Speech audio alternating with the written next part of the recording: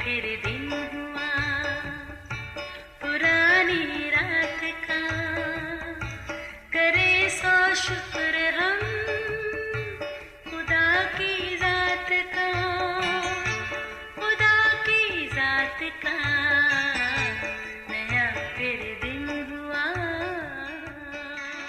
आज की आयत, किसी बात की फिक्र ना करो बल्कि हर एक बात में तुम्हारी दरख्वास्तें दुआ और मिन्नत के वसीला से शुक्रगुजारी के साथ खुदा के सामने पेश की जाएं।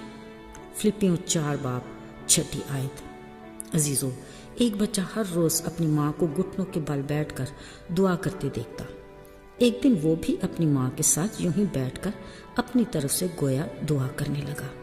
उसने नोट किया माँ मुँह में कुछ बोलती भी हैं। मज़े की बात ये कि अब रोज़ाना माँ अपनी दुआ करती और वो अपनी। एक दिन माँ कुछ बीमार पड़ गईं। उन्हें नीम बेहोशी की हालत में हॉस्पिटल ले जाया गया। बाप अपने बेटे के साथ बाहर बेंच पर बैठा था।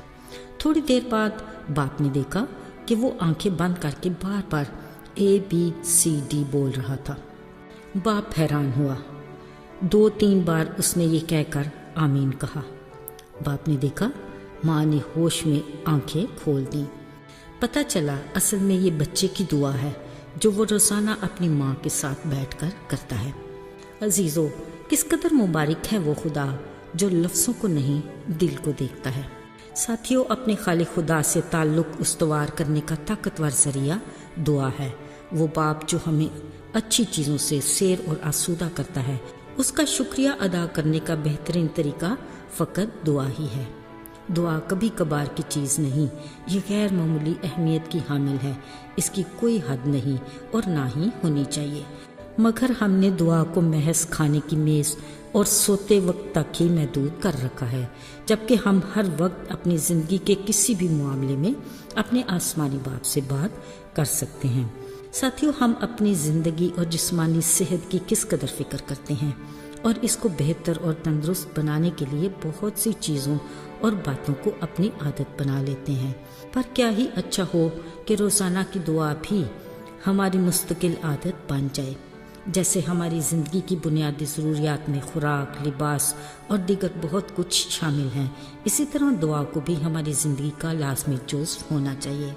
अज़ीज़ों, बिलाशुबा ख्वाहिश एक ऐसी चीज़ है जो हर पल बढ़ती ही जाती है। काश ख्वाहिशात के इस वसी समंदर में खुदा से दुआ करने की ख्वाहिश भी शामिल हो। अगर ऐसा हो तो यकीनन हमारी ज़िंदगी में खुदावंद के हजूर से ताज़गी के दिन आएंगे। ज़रा सोचिए, कारखाना कुदरत किस कदर अपने खालिक की शुक्रगुजार है। सुबह सवेरे सूरज की पहली किरण के साथ परिंदे चहचहाते, फूल मुस्कुराते और सब्ज़ा लहलहाता है। यूं कायनात की हर शय अपने अंदाज में रब की तारीफ करती और उसका शुक्र बजा लाती है। पर क्या हम खुदा के बंदे दाऊद के साथ मिलकर ये कह सकते हैं कि आए मेरी शौकत बेदार हो, ऐ बरबत और सितार जागो, मैं खुद सुबह सवेरे जाग उठूंगा, आए खुदामंद मैं लोगों में तेरा शुक्र करूंगा। अजीज़ों, वक्त किस कदर कीमती है, इसका अंदाज़ा उसके गुज़र जाने के बाद ही होता है, मगर यह हकीकत है कि आसमानी बाप की रफ़ाकत और कुर्बत में गुज़रा वक्त सबसे ज़्यादा कीमती है। दुआ हवा का एक ऐसा झोंका है जो हर सुबह हमारी ज़िंदगी में ताज़गी लाता है, लेकिन अगर हम दुआ की अहमियत को समझ जाएं तो फिर ही हम इसकी बरकत का लुत्फ़ उठा सकते हैं।